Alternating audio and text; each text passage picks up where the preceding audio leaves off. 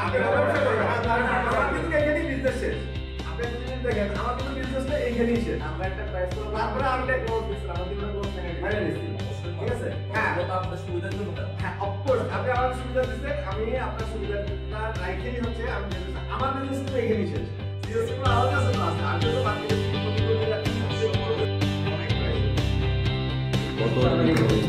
এটা আপনাদের থেকেও ভালো অফার দিচ্ছে আমাদের কাছে আছে।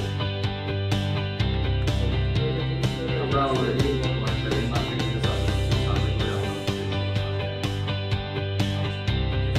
বিজনেস খুবই ইম্পর্টেন্ট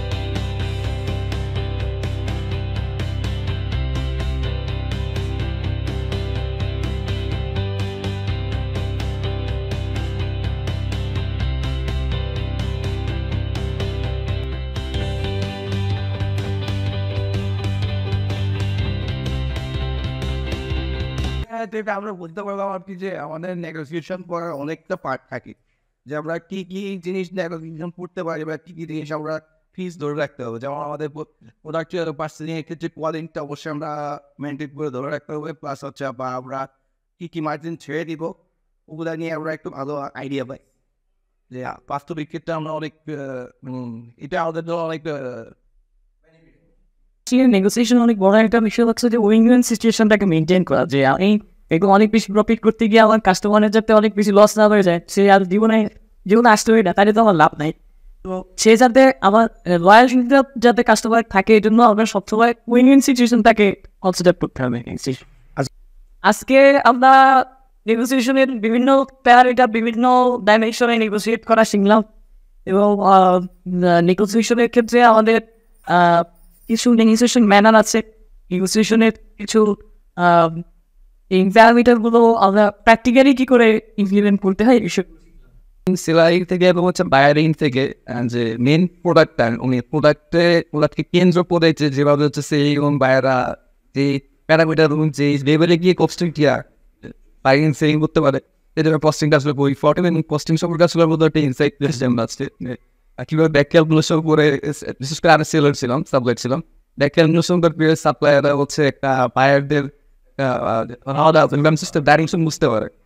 আসলে নেগোসিয়েশনে যাওয়া খুব হেল্প হচ্ছে কস্টিং মার্কেটে আমার চেষ্টা খুব কি আমি আমাদের আজকে কস্টিং সেল এবং বায়ারের যে কাজগুলো করছে সেখানে আমাদের হচ্ছে যে কিছু একটা সাপ্লাইয়ের সাথে কথা বললে হবে না, আমাদের আরো নেগোসিয়েশন করার জন্য আরো কয়েকজন সাপ্লাইয়ের সাথে কথা বলতে হবে, কথা বলে আমাদের একটা প্রাইসিংয়ে আসতে হবে। এবং আমার উদ্দেশ্য ছিল এটা যে আমরা সাপ্লাইয়ারটাকে যদি কোম্পানি থেকে আমরা যদি অ্যাজ এ বায়ার হিসেবে কিনতে যাই, সাপ্লাইয়ের টাকায় আমরা ব্যবসা করবো, আমরা অ্যাডভান্স এটাই টার্গেট থাকতে হবে। এটাই আমাদের ছিল আর কি, একটা শিক্ষা ছিল যে আমরা অ্যাডভান্স দিয়ে বাই নিয়ে অনেক কথাবার্তা বলছি, অনেক নেগোসিয়েশন করছি। কথা বেশি বাড়ানো যাবে না সাপ্লাইয়ারদের সাথে, মূল কথায় আসতে হবে আর কি। হয় না, আমরা নতুন করে আবার শিখেছি যে কিভাবে নেগোসিয়েশন করতে হয় এবং প্রাইস কস্টিংটা কিভাবে আমরা বাড়াবো বা কস্টিংটা করবো সেটা সম্পর্কে আমরা একসাথে বসে যে টিম মাস্টার করছি এটা অনেক ভালো লাগছে আমাকে। অ্যাকচুয়ালি স্যার আমরা একটা প্রোডাক্ট মানে লস করার আগে যে কি ক্যালকুলেশন করে আমরা পার্চেসিং করবো ওই জিনিসটা ভালোভাবে শিখতে পারছি। যে আমাদের পার্চেসিং এর রেট যদি হাই হয়ে যায় তাহলে আমাদের প্রোডাক্ট কস্টটা পড়ে যাবে বেশি, আমাদের রেভিনিউটা কত আসতেছে ওইটা আমরা ক্যালকুলেশনটা শিখতে পারছি। আচ্ছা আচ্ছা, আজকে আমি যে সাপ্লাই হিসেবে ছিলাম, সো এখানে শিখেছি যে এটা শিখেছি যে কখনো যে ওনাদের কনভিন্স খাওয়া যাবে না বায়ারদের কাছে, কারণ বায়াররা খুবই আমাদের যেটা বাজেট থাকে এটা তারা বুঝতে চায় না, তাদের বেনিফিটটাই এই যেটা ভালো সব আমাদের বেনিফিটটা আমাদের সেটা মানে যে বা হচ্ছে সাপ্লায়ারদের শিখতে হবে। আচ্ছা সেটা তো স্যার প্রথমে তো স্যার অনেক বড় কিছু দেখায় যে ওনারা অনেক বড়, যখন আমরা চাই তখন ওইভাবে দেয় না।